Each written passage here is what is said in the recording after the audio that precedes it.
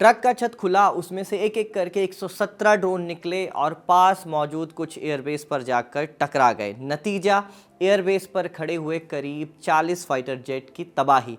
धू धू कर वो एयरबेसेस भी जल गए। अगर यूक्रेन के ऑपरेशन स्पाइडर वेव को दो लाइन में समेटा जाए तो यही कहा जाएगा। 1 जून को यूक्रेन ने रूस के खिलाफ वाकई ये हमला अंजाम दिया। यूक्रेन का दावा कि इसमें रूस का करीब 60,000 करोड़ रुपए का नुकसान हुआ है।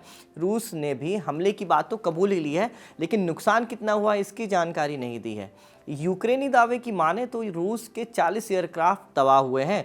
इसमें से कई विमान तो ऐसे हैं जिनका उपयोग परमाणु बम को लाने ले जाने में किया जा सकता था।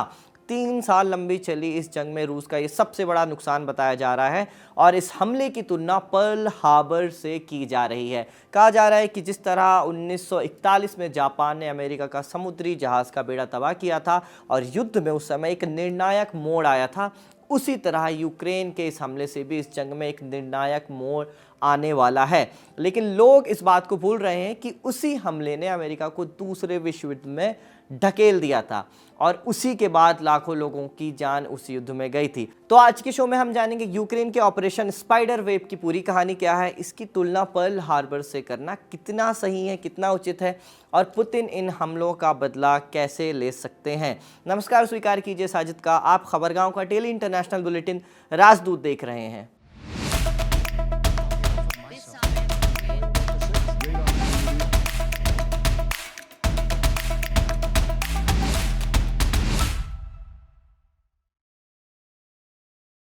1 जून को यूक्रेन के राष्ट्रपति व्लोदिमीर ज़ेलेंस्की ने प्लेटफॉर्म एक्स पर इस ऑपरेशन की जानकारी दी और लिखा, आज एक शानदार ऑपरेशन अंजाम दिया गया।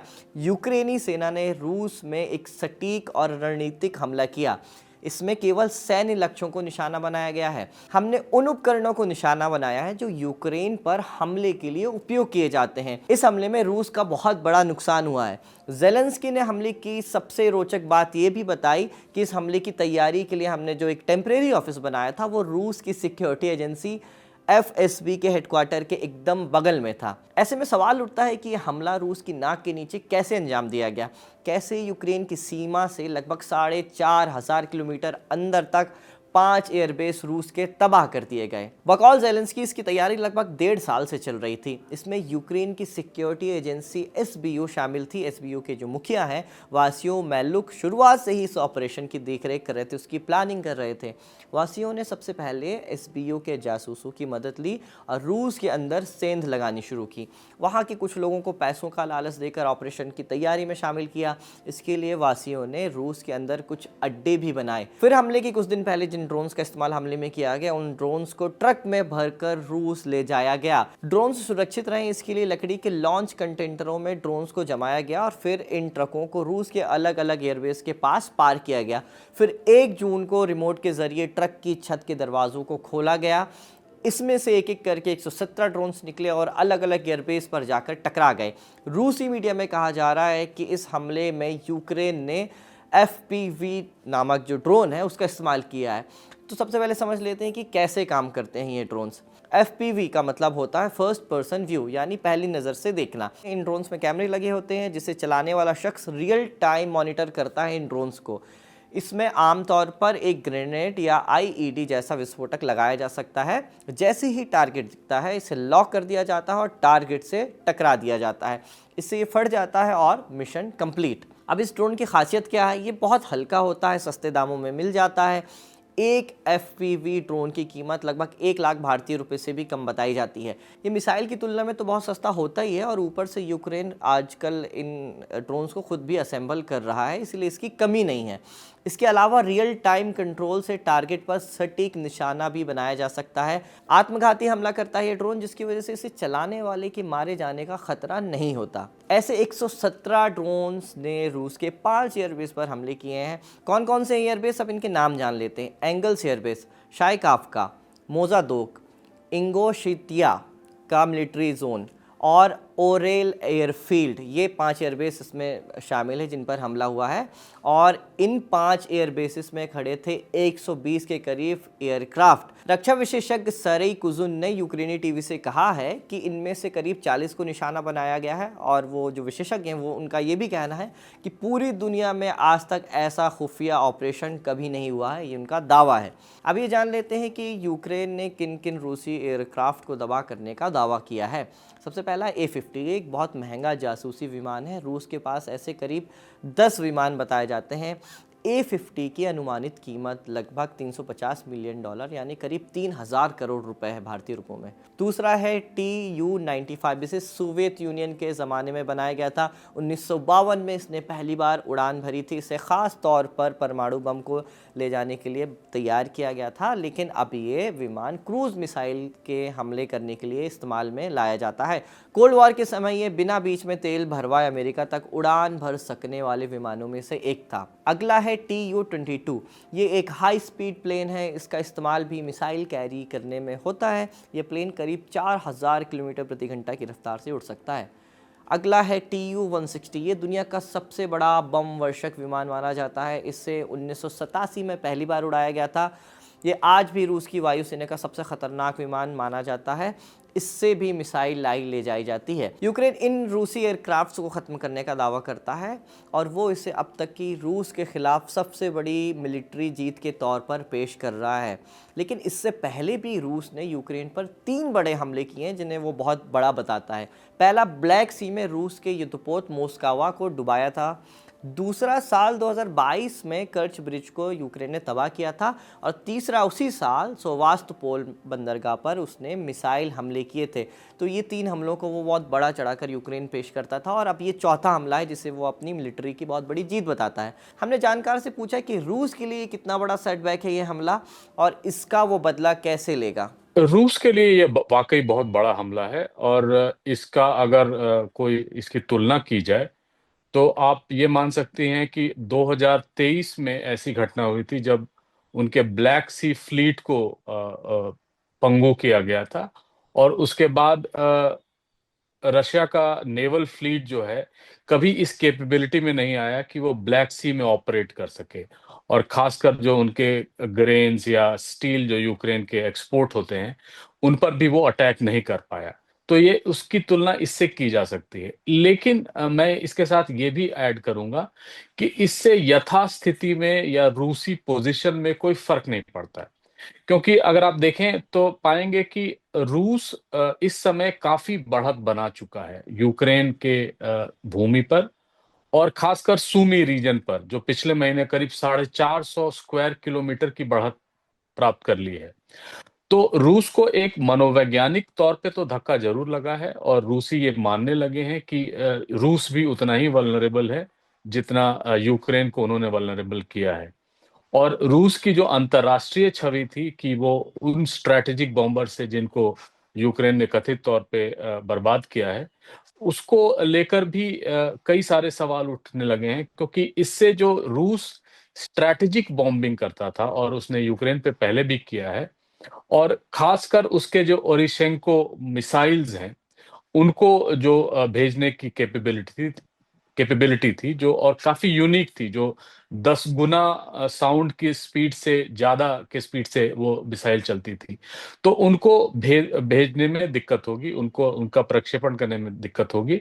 लेकिन मैं ये भी मानता हूं कि जो भी मनोवैज्ञानिक तौर पर उनको असर पड़ा हो, यथास्थिति में या रूसी पोजीशन में, चाहे वो वार्ताओं में हो चाहे युद्ध भूमि पर, उस पर कोई परिवर्तन नहीं आएगा। यूक्रेन की मीडिया में इस हमले को रूस और अमेरिकी राष्ट्रपति डोनाल्ड ट्रंप के लिए एक संदेश के तौर पर पेश किया जा रहा है। इसी साल फरवरी महीने में ट्रंप और जेलेंस्की के बीच तीखी बहस हुई थी, या यूं कहें कि ट्रंप ने उन्हें व्हाइट हाउस बुलाकर बेइज्जत किया था। इस बातचीत में ट्रंप ने जेलेंस्की से कहा था कि तुम्हारे पास अब सब पत्ते खत्म हो चुके हैं, यूक्रेन किसी भी हालत में ये जंग नहीं जीत सकता, अब उसे आत्मसमर्पण कर देना चाहिए। और उस समय ऐसा होता दिख भी रहा था। लेकिन अब एकदम वक्त बदल गया है और अब जो यूक्रेन ने हमला किया है 1 जून को, उससे पूरा नैरेटिव बदला बदला दिख रहा है। हमने जानकार से पूछा कि क्या डोनाल्ड ट्रंप का इस जंग के प्रति रुख बदल सकता है। इस हमले के बाद? देखिए, ट्रम्प के बयानों में काफ़ी उतार-चढ़ाव हमने देखा है। कभी वो रूस को ब्लेम करते हैं, कभी यूक्रेन को ब्लेम करते हैं। लेकिन जो इन वार्ताओं के पहले जो ट्रम्प के बयान आए हैं या सोशल मीडिया पे जो उन्होंने पोस्ट किया है, उसपे वो रूस के लिए काफ़ी क्रिटिकल थे। इस तरह अगर जिस जिस तरह यूक्रेन ने अटैक किया है और उनके जो स्ट्रैटेजिक बॉम्बर्स को पंगु किया है, उसको लेकर ट्रम्प की चिंताएँ तो ज़रूर बढ़ेंगी क्योंकि अब रूस का इमीडिएट लक्ष्य होगा कि किस तरह इसका बदला लिया जाए और रूस इसमें पीछे नहीं हटेगा। तो ट्रम्प इस समय ये भी कह सकते हैं और पहले भी उन्होंने कहा था कि there are many egos involved. तो उसी अहम की लड़ाई में ट्रम्प ये कह सकते हैं कि अगर वार्ताएँ करनी हैं तो दोनों तरफ को ये समझना भी होगा कि युद्ध भूमि पर जो इस समय जो चल रहा है, उसको कम किया जाए। लेकिन ट्रम्प ये भी जानते हैं कि रूस मजबूत स्थिति में है और वो ये भी अ, रूस को मनवाना चाहते हैं, यूक्रेन को मनवाना चाहते हैं कि किसी भी तरह शांति वार्ताओं को आगे बढ़ाया जाए। और आज जो तुर्की में जो मीटिंग खत्म हुई है वो 1 घंटे की चली लेकिन उसमें कुछ प्रगति हुई है। लेकिन उससे क्या यथास्थिति में परिवर्तन आएगा? रूस अपना क्लेम छोड़ देगा यूक्रेन पर जो उसके क्लेम है या जो 20% भूमि उसने कैप्चर कर लिया है उसको वो छोड़ने की स्थिति में होगा या रूस अपनी शर्तें मनवाने की स्थिति में होगा? मुझे नहीं लगता है कि वो परिवर्तन आएगा। यूक्रेन साइकोलॉजिकली इस समय बहुत अपने आप को अच्छा महसूस कर रहा होगा। लेकिन यूक्रेन भी जानता है कि इससे यथास्थिति में कोई परिवर्तन नहीं आएगा। 1 जून को यह हमला हुआ है और 2 जून यानी आज के दिन ही इस्तांबुल में रूस और यूक्रेन के अधिकारियों के बीच जंग रोकने की बातचीत चल रही है। इस हमले का बातचीत पर क्या असर पड़ने वाला है? देखिए, अभी तक तो कोई ऐसा इंडिकेशन नहीं आया है कि वो इस बातचीत पर असर करे और जो तुर्की से उनके फॉरेन मिनिस्ट्री का जो स्टेटमेंट आया है, उन्होंने ये कहा है कि इसका नक अ, इस इन वार्ताओं का नकारात्मक अंत नहीं हुआ है। तो मुझे लगता है कि आगे आने वाले दिनों में हो सकता है दोनों के पोज़ीशंस हार्डेंड हो जाएँ। और जो शर्त है यूक्रेन की कि पहले युद्ध विराम किया जाए, तब वार्ताओं को आगे बढ़ाया जाए, मुझे लगता है उसमें उस यथास्थिति में कोई परिवर्तन नहीं होगा। और ऐसे भी अगर देखा जाए तो रूसी प्रतिनिधिमंडल जो है, उसके पास कोई बहुत पावरफुल लोग नहीं है, कोई मिनिस्टर नहीं है या वैसे लोग नहीं हैं। सिर्फ़ एक प्रेसिडेंशियल एडवाइज़र हैं जो वहाँ गए हैं और वो कोई भी डिसीज़न लेने की स्थिति में नहीं है। तो ये प्रतीकात्मक ही है, लेकिन प्रतीकात्मकता भी बहुत ज़रूरी होता है अंतर्राष्ट्रीय संबंधों में।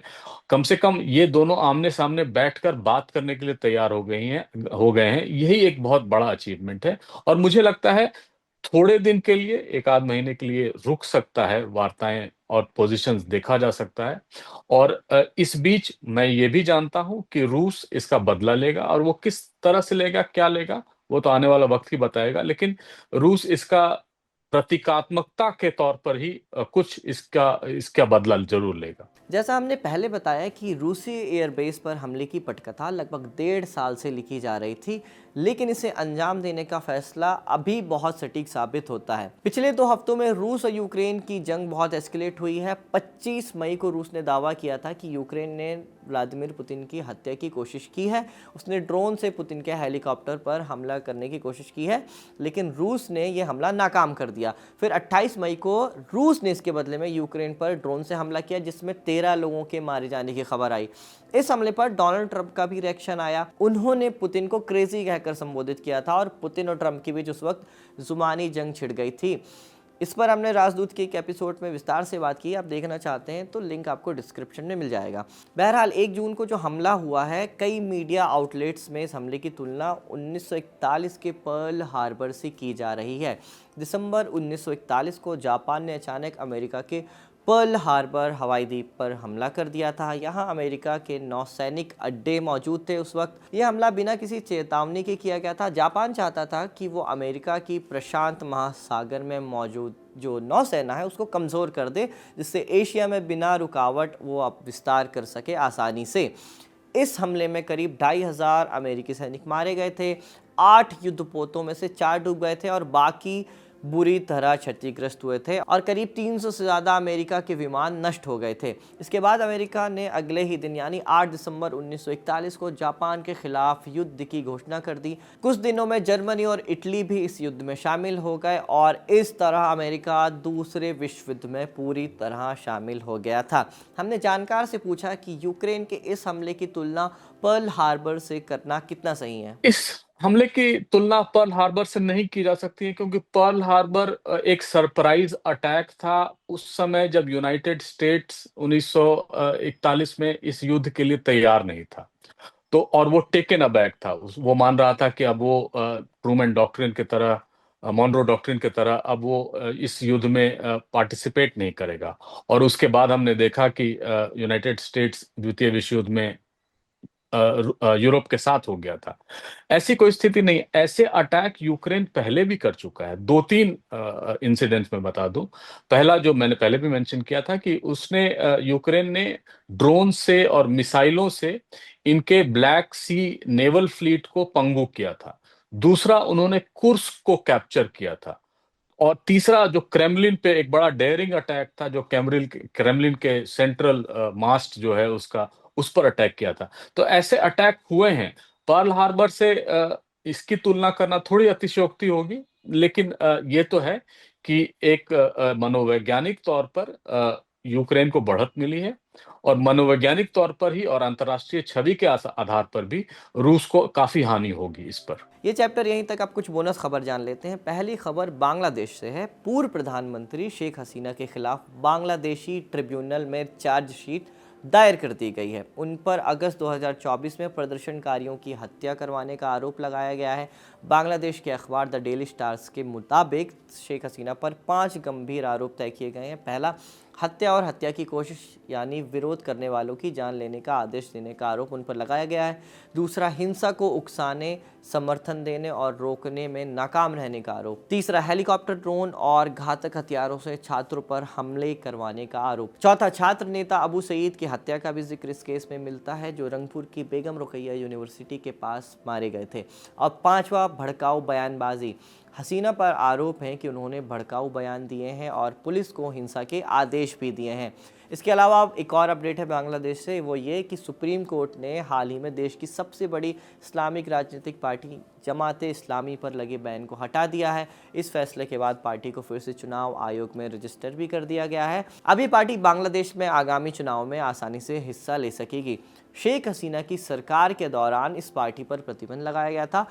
जमात पर 1971 के मुक्ति संग्राम के दौरान पाकिस्तान की मदद करने के आरोप भी लगते हैं। दूसरी खबर गजा से जुड़ी हुई है। 1 जून 2025 को गजा के रफा शहर में एक सहायता केंद्र पर इस्राएली सेना ने हमला किया। अल जजीरा की रिपोर्ट के मुताबिक इस हमले में 31 फिलिस्तीनी मारे गए और 200 से ज़्यादा घायल हुए हैं। ये लोग खाना पीना और ज़रूरी सामान लेने के लिए वहाँ पहुँचे थे। गजा में ये मदद GHF नाम की एक संस्था कर रही है, जिसे अमेरिका और इसराइल बैक कर रहे हैं। इसराइली सेना का कहना है कि उनकी सेना ने सहायता केंद्र के पास या अंदर किसी भी आम नागरिक पर गोली नहीं चलाई है। आज का राजदूत यहीं समाप्त होता है। ये शो रिकॉर्ड किया था आपके लिए हमारे साथी इरशाद ने। मेरा नाम है साजिद। देखते रहिए खबरगांव।